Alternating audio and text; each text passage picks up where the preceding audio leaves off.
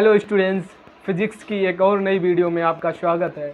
जैसा कि मैंने पिछली वीडियो में आपको गोलीय दर्पण द्वारा प्रतिबिंब का बनना बताया था, आज इस न्यू वीडियो में मैं आपको चिन्ह परिपाटी के बारे में बताऊंगा। अगर आपने मेरे पिछले वीडियो नहीं देखे हैं तो आप मेरी चैनल की प्लेलिस्ट में जाकर उन वीडियो को ज़रूर देख लें। तो चिन्ह परिपाटी को कॉन्सेप्ट को आज क्लियर करेंगे। कोशिश करता हूं कि चिन्ह परिपाटी के लिए आपको कोई दूसरा वीडियो ना देखना पड़े। तो चिन्ह परिपाटी से आपने न्यूमेरिकल में देखा होगा, अक्सर कभी फोकस दूरी प्लस होती है, कभी फोकस दूरी माइनस होती है, कभी बिंब की दूरी प्लस होती है, कभी प्रतिबिंब की दूरी माइनस होती है। तो ये चिन्ह परिपाटी के थ्रू होती है। चिन्ह परिपाटी को एक बेहतर तरीके से आपको समझाते हैं, ग्राफीय तरीके से। तो सबसे पहले आपको ग्राफ समझाते हैं, उसके बाद आपको चिन्ह परिपाटी समझाएंगे। तो ग्राफ आप समझिए, आपने मैथ में ज्यामिति में ग्राफ देखा होगा। ये वाई अक्ष होता है पूरा, ये एक्स अक्ष, ये वाई अक्ष हुआ, ये एक्स अक्ष हुआ। ये एक्स अक्ष की यहां से यहां तक एक्स अक्ष की धन दिशा, ये एक्स अक्ष की ऋण दिशा, इसे एक्स डैश से प्रदर्शित करते हैं। ये वाई अक्ष की धन दिशा, ये वाई अक्ष की ऋण दिशा, इसे वाई डैश से प्रदर्शित। इधर वाली जितनी वैल्यू होती हैं, ये तो 0 होता है, 1 2 3 4, ये पॉजिटिव होते हैं। हमने उसी प्रकार इसमें बताया था, वाई अक्ष की धन दिशा है इसलिए इसमें भी पॉजिटिव होंगे। उसके बाद मैंने एक्स डैश बताया, एक्स डैश में इसमें माइनस में -2 -3 -4, उसी प्रकार इसमें भी -1 -2 -3 -4। पहले इसमें क्या, इस अक्ष में इस दिशा में पॉजिटिव हुआ, पॉजिटिव प्लस पॉजिटिव। इसमें क्या हुआ, सबसे पहले निगेटिव, उसके बाद पॉजिटिव। इसमें क्या हुआ, निगेटिव निगेटिव। इसमें क्या हुआ, एक्स अक्ष में क्या है, एक्स अक्ष में पॉजिटिव, वाई अक्ष में निगेटिव। ये चलता है। तो मैंने समझाया, इस अक्ष पे जितनी वैल्यू होगी वो पॉजिटिव होगी, इस अक्ष में जितनी वैल्यू होगी एक्स अक्ष की ऋण दिशा में होगी वो निगेटिव होगी, वाई अक्ष की धन दिशा में होगी पॉजिटिव होगी, वाई अक्ष की ऋण दिशा में होगी वो निगेटिव होगी। ठीक है, ये मूल बिंदु हुआ। इसके थ्रू आपको मैं चिन्ह परिपाटी पढ़ाऊंगा। अब ग्राफ, अब समझिए, ग्राफ हमने समझाया, इसके बाद चिन्ह परिपाटी बताते हैं। अब अवतल दर्पण में चिन्ह परिपाटी समझिए। ये अवतल दर्पण बनाया, ये परावर्तक पृष्ठ हुआ अवतल दर्पण का, ये हो गया पोल ध्रुव। उसके बाद ये हमने मुख्य अक्ष खींच दी, यहां से मुख्य अक्ष खींच दी। अब मैंने यहां पे वही ग्राफ वाला फंडा यहां पे अपनाया।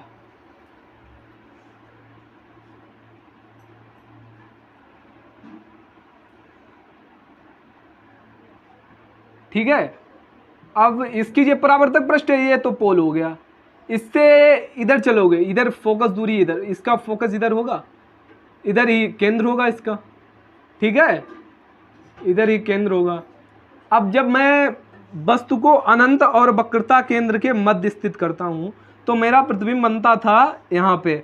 गोलीय दर्पण में मैंने बताया था आपको, प्रतिबिंब वक्रता केंद्र और मुख्य फोकस के बीच। ये क्या है, ये बिंब की लंबाई, मतलब वस्तु की लंबाई, इसे मैं एच से प्रदर्शित करता हूँ। इधर ये क्या है, प्रतिबिंब की लंबाई, इसे एच डैश से। बात को समझे। तो फोकस और ध्रुव के बीच की दूरी, फोकस और ध्रुव के बीच की दूरी फोकस दूरी, वक्रता केंद्र और ध्रुव के बीच की दूरी वक्रता त्रिज्या r। ठीक है, और इसके बाद प्रतिबिंब और ध्रुव के बीच की दूरी v। उसके बाद बिंब मतलब वस्तु की लंबाई और ध्रुव के बीच की दूरी u। आप समझिए, F R you V positive होते हैं या निगेटिव, आप समझिए वही फंडा होगा। इसमें मैंने एक्स है, ये एक्स डैश है, ये वाई है, ये वाई डैश है। इधर वाली इधर सब पॉजिटिव, ऊपर सब पॉजिटिव, इधर सब निगेटिव, इधर सब निगेटिव। अब जो फोकस दूरी है, जो फोकस दूरी है वो ग्राफ में हमने बताया था, ये एक्स डैश वाली अक्ष पे आ रही है, एक्स डैश में आ रही है। एक्स डैश में मैंने बताया था एक्स डैश वाली वैल्यू निगेटिव होती है, इसलिए अवतल दर्पण की फोकस दूरी, अवतल दर्पण की फोकस दूरी बात करें तो निगेटिव रहेगी। फोकस दूरी निगेटिव रहेगी, फोकस दूरी निगेटिव रहेगी क्योंकि ये एक्स डैश की अक्ष पे आ रही है, इसलिए फोकस दूरी निगेटिव। उसके बाद वक्रता त्रिज्या r की बात कर रहे हैं। r भी यहाँ पे किस में है, एक्स डैश पे आ रहा है, इसलिए त्रिज्या भी निगेटिव। उसके बाद जो तुम्हारी लंबाई, उसकी दूरी हो रही है दर्पण से प्रतिबिंब की दूरी v, वो भी इस अक्ष पे आ रही है एक्स डैश पे, इसलिए प्रतिबिंब की दूरी। प्रतिबिंब की दूरी वो भी निगेटिव, उसके बाद u आ रहा है वो भी x डैश पे आ रहा है, इसलिए u भी निगेटिव। वस्तु की लंबाई, वस्तु की दूरी, वस्तु की दर्पण से दूरी, ये भी निगेटिव। अब इसमें क्या है, वस्तु और प्रतिबिंब की लंबाई। अब वस्तु की लंबाई प्रतिबिंब की लंबाई समझो। वस्तु की लंबाई ये देखिए, ये किस अक्ष पे जा रही है, ये y अक्ष पे जा रही है, यही दूरी तो हुई इसकी। ये दूरी जितनी है वो यहां से नापी जाएगी, ये y अक्ष की धन दिशा पे आ रही है, इसलिए ये पॉजिटिव होगी। ये क्या होगी, वस्तु की लंबाई, वस्तु की लंबाई, लंबाई पॉजिटिव होगी, क्योंकि ये दूरी देखिए, ये जो वस्तु की लंबाई है, ये वस्तु की लंबाई y अक्ष पे आ रही थी। अभी तक हमने देखे थे सब x डैश वाली दिशा में दूरियां थी, ये दूरी, ये दूरी, ये दूरी, ये दूरी, फोकस दूरी, प्रतिबिंब से दर्पण की दूरी, ये सब x डैश की दिशा में थी। अब फिर उसके बाद मैंने वस्तु की लंबाई देखी, ये लंबाई यहाँ पे है लेकिन नापी तो यहाँ से जाएगी, ये लंबाई है तो y अक्ष की धन दिशा की, तो इस y अक्ष की धन दिशा में पॉजिटिव वैल्यू होती है, इसलिए वस्तु की लंबाई पॉजिटिव। उसके बाद इसका प्रतिबिंब कहाँ बन रहा है, वक्रता केंद्र मुख्य फोकस के नीचे बन रहा है। ये दूरी, अब वही बात, ये दूरी, ये भी दूरी y अक्ष की ऋण दिशा में आ रही है, y अक्ष की ऋण दिशा में आ रही है, तो प्रतिबिंब की लंबाई कैसी होगी, निगेटिव। फिर प्रतिबिंब की लंबाई निगेटिव। बताइए कोई बात का इसमें कोई भी दिक्कत आई, बताइए।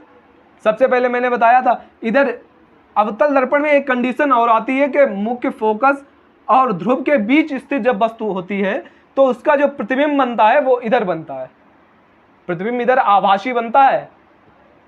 सभी प्रतिबिंब वास्तविक, अवतल दर्पण में सभी प्रतिबिंब वास्तविक बनते हैं, परंतु मुख्य फोकस तथा ध्रुव के मध्य वस्तु जब स्थित होती है तब उसका प्रतिबिंब आभासी बनता है और दर्पण के उच्च ओर बनता है। तब उसमें कंडीशन, जब प्रतिबिंब की लंबाई थी वो y अक्ष की धन दिशा में नापी जाती थी, तब उसमें जो धन दिशा में प्रतिबिंब की लंबाई होगी तो प्रतिबिंब की लंबाई उसमें पॉजिटिव होगी। लेकिन जब तक वास्तविक बनना है तब तक प्रतिबिंब की लंबाई नेगेटिव, क्योंकि वो अक्ष के नीचे बन रहा है। बात को समझे, कोई बात की दिक्कत, इतनी बात की। अब उत्तल दर्पण, अब वही उत्तल दर्पण में कंडीशन लागू होगी। ये उत्तल दर्पण है, फिगर यार थोड़ा बहुत, ये इसका मुख्य अक्ष बना दे, इसकी मुख्य अक्ष होगी ये, ठीक है। इसका ये परावर्तक पृष्ठ का केंद्र इधर होगा, इसके लिए इसका मुख्य फोकस इधर होगा, केंद्र इधर, ठीक है। वस्तु हमेशा बाईं ओर रखी जाती है, बायां पक्ष, ये दायां पक्ष, ये बायां पक्ष है, ये दायां पक्ष है। उसी प्रकार मैंने बताया था, जैसे ग्राफ में आप बनाते थे उसी प्रकार इसमें लाइन एक, ये x हो गई, ये x डैश हो गई, ये y हो गई, ये y डैश हो गई। अब यहाँ वस्तु तो यहीं से रखी जाएगी, जब हम वस्तु यहाँ पे रखते हैं तो प्रतिबिंब यहाँ पे बनता है,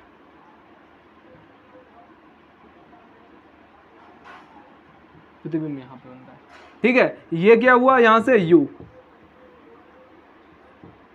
ये क्या हुआ, यहाँ से v, यहाँ तक v,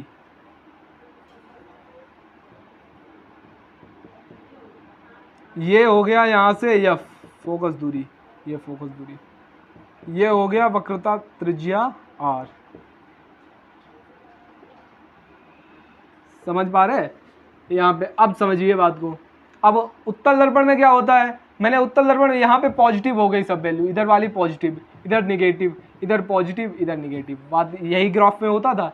अब इसमें क्या है, u, वस्तु की दूरी x डैश की अक्ष पे है, x डैश अक्ष में, x अक्ष की ऋण दिशा पे वस्तु की दूरी की लंबाई है, ये देखिए ऋण दिशा पे है। तो उत्तल दर्पण में जो वस्तु की दूरी है वो वस्तु की दूरी ऋण रहेगी, ऋणात्मक रहेगी, क्योंकि ये x अक्ष की ऋण दिशा पे है, ठीक है, x डैश दिशा पे नापी जा रही है, इसलिए इसकी वस्तु की दूरी नेगेटिव। उसके बाद आते हैं प्रतिबिंब की दूरी जो x डैश की हमारी धन दिशा पे बन रही है, x डैश की धन दिशा पे, तो प्रतिबिंब की दूरी पॉजिटिव रहेगी, क्योंकि ये धन दिशा पे बन रही है, पॉजिटिव रहेगी, इधर साइड बन रही है। देखो अभी तक क्या था, सारे अवतल दर्पण में सारे जो तुम्हारा बिंब बनता था, प्रतिबिंब रखा जाता था, इधर बनता था प्रतिबिंब भी इधर बनता था, तो इसकी सारी दूरियां माइनस में नापी जाती थी। अब प्रतिबिंब बिंब यहाँ पे रख रहे हैं, प्रतिबिंब यहाँ पे बन रहा है, तो इस अक्ष पे एक्स अक्ष पे बन रहा है, एक्स अक्ष पे मैंने बताया था इस पे सब पॉजिटिव रहती हैं, इस वजह से जो प्रतिबिंब की दूरी होगी वो पॉजिटिव रहेगी। उसके बाद इसी प्रकार हम बताएंगे वक्रता त्रिज्या आर, इसकी जो आर है वो भी एक्स अक्ष की धन दिशा पे है, इसलिए वक्रता त्रिज्या भी क्या पॉजिटिव रहेगी, वक्रता त्रिज्या भी पॉजिटिव रहेगी। ठीक है, उसके बाद आता है बिंब की प्रतिबिंब की दूरी बता दी, इसकी फोकस दूरी, फोकस दूरी भी पॉजिटिव रहेगी। ठीक है, अब सबसे बात आती है कि बिंब की लंबाई, प्रतिबिंब की लंबाई। अब ये बताइए, ये दूरियां सब बाई अक्ष पे नापी जा रही हैं, ये भी दूरी बाई अक्ष पे, ये भी दूरी बाई अक्ष पे, और बाई अक्ष वाले सब पॉजिटिव रहते हैं, इसलिए बिंब की दूरी भी पॉजिटिव, और प्रतिबिंब की लंबाई, बिंब की दूरी नहीं, बिंब की लंबाई भी पॉजिटिव, और प्रतिबिंब की लंबाई भी पॉजिटिव।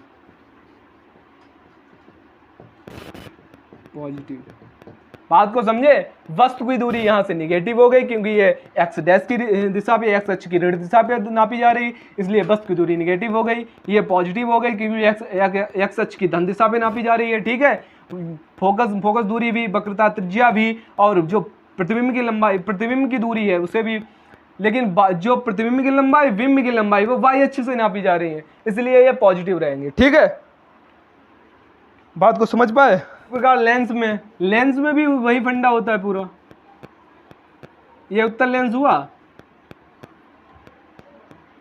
इधर वाली जितनी दूरियां नापी जाएंगी वो निगेटिव नापी जाएंगी, इधर वाली पॉजिटिव, इधर वाली पॉजिटिव, इधर निगेटिव। अब जो वस्तु इधर रखी जाए तो अगर वाई अक्ष पे आ रही है तो वो पॉजिटिव हो जाएगी, वस्तु की लंबाई तो पॉजिटिव ही रहेगी, वस्तु की लंबाई हमेशा पॉजिटिव रहेगी क्योंकि वस्तु हमेशा बाईं ओर रखी जाएगी और वो दूरी वाई अक्ष से नापी जाएगी, इसलिए ये तो पॉजिटिव रहेगी हमेशा, उत्तल दर्पण, लेंस, किसी में भी। इसी प्रकार लेंस में हम कहीं पे दूरी, जिधर दूरी रखी जाए, अगर इसमें नापी जा रही है तो ये निगेटिव हो जाएगी, इधर दूरी नापी जा रही है ये पॉजिटिव हो जाएगी, ये निगेटिव हो जाएगी, जिस अक्ष पे नापी जा रही है। लेंस का वही, चलिए दूसरे वीडियो में आपको लेंस के बारे में भी बता देंगे।